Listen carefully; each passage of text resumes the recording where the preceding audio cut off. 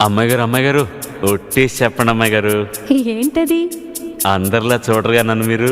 అంటే ఏదో నాకు తోచింది మంచు చెడ్డో చేసేస్తూ ఉంటా కదా. అయితే అయినా నా మీద ఎప్పుడైనా కోపం వస్తుందా మీకు? రాదులే. అంటే అంటే నేనంటే నువ్వంటే మీకెంతో నాకెంతో ఇష్టం అన్నమాట. ఇవ్వాలైనా మీరు ఏది అది అమ్మాయి గారు.